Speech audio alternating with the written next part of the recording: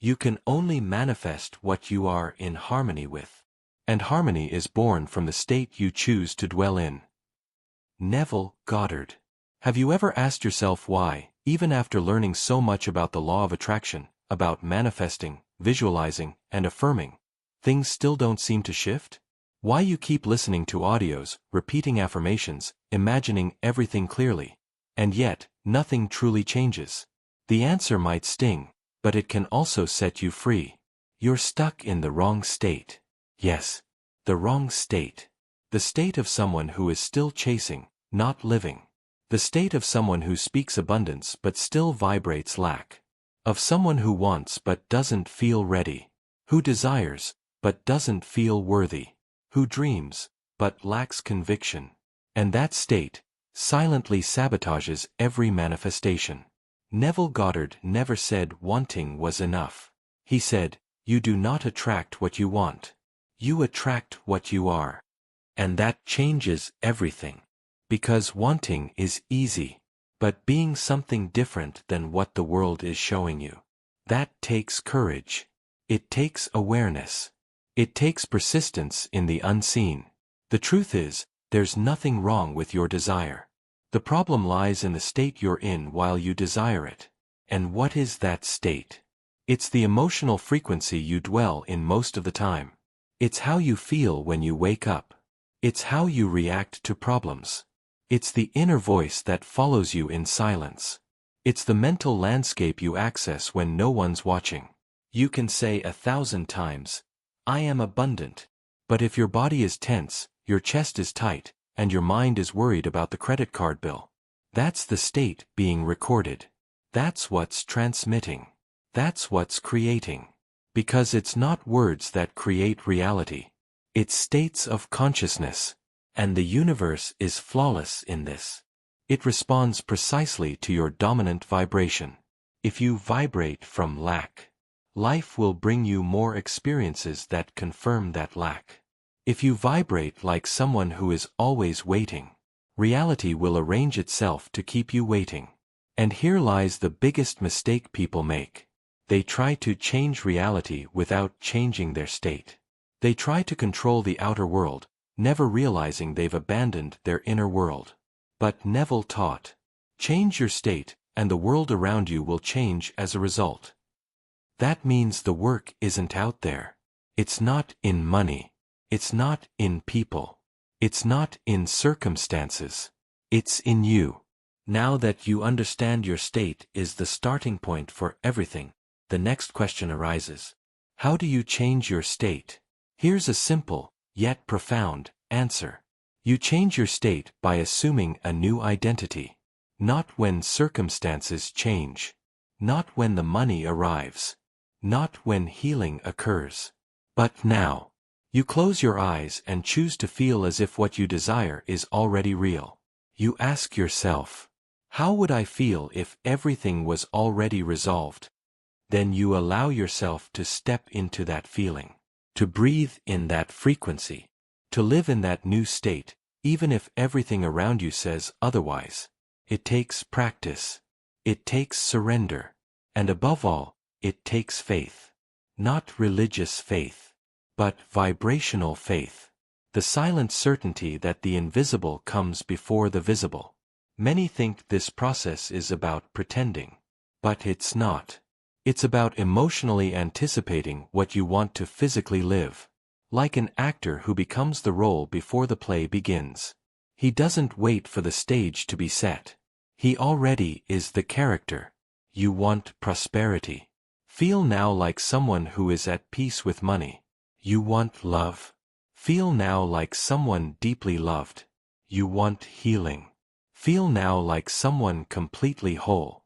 That's the invisible bridge between desire and reality. That's the key that turns intention into manifestation. But beware. You can't visit the new state for 5 minutes and then spend the rest of the day in the old one. You have to dwell in the new state. You must be loyal to the new frequency, even when everything around you tempts you to doubt.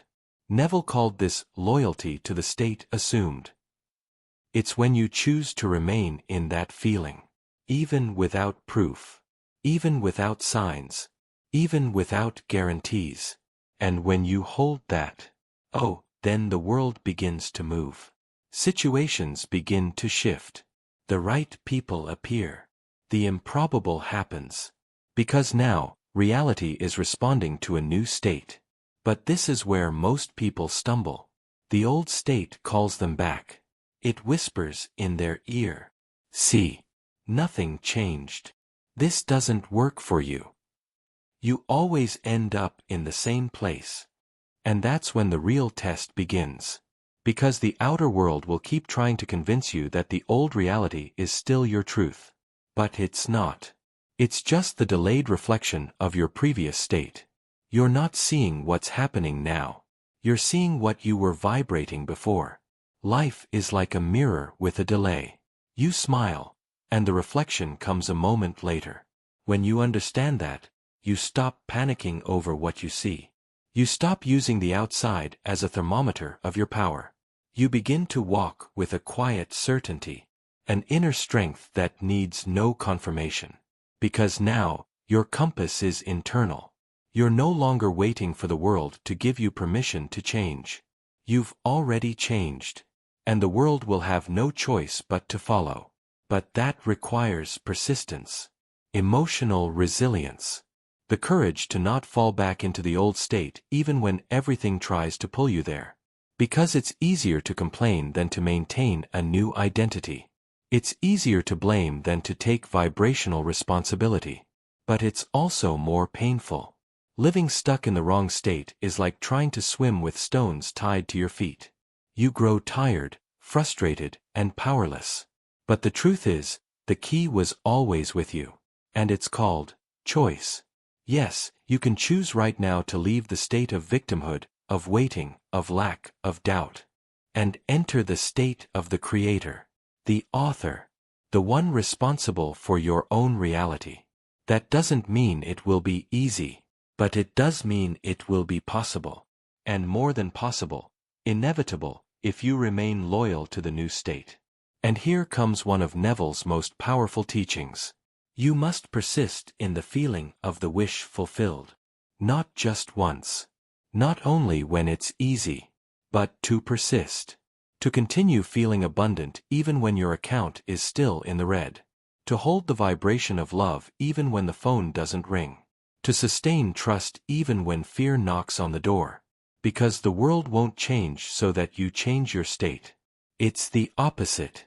You change your state, and the world reacts. And the more you insist on the new state, the stronger and more natural it becomes. At first, it feels forced, even fake. But soon, it becomes habit. And habit becomes identity. And identity becomes reality. But in this process, your logical mind will try to sabotage you.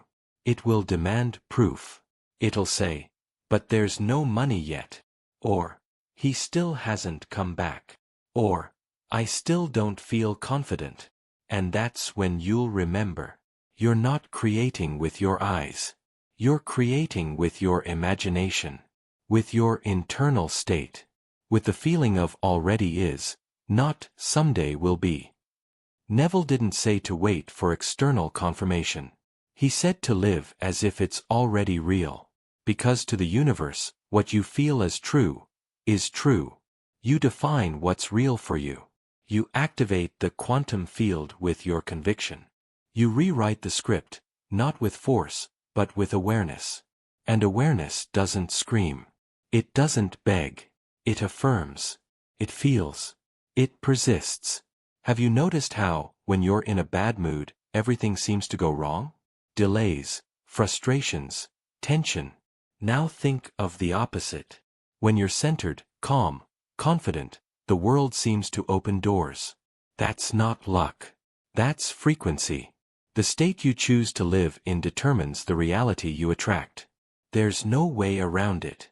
It's law. And the most beautiful part? This law applies to everyone. No exceptions. It doesn't matter where you were born, what you've been through, what they said or did to you. You can change your state now. And with that, change your entire life. And maybe you're asking, But what if everything around me keeps reminding me of the old state? What if circumstances keep pulling me back? Neville's answer would be simple and clear. The outer reality is just the echo of what you believed yesterday. In other words, what you're seeing now is only the delayed reflection of the state you held before.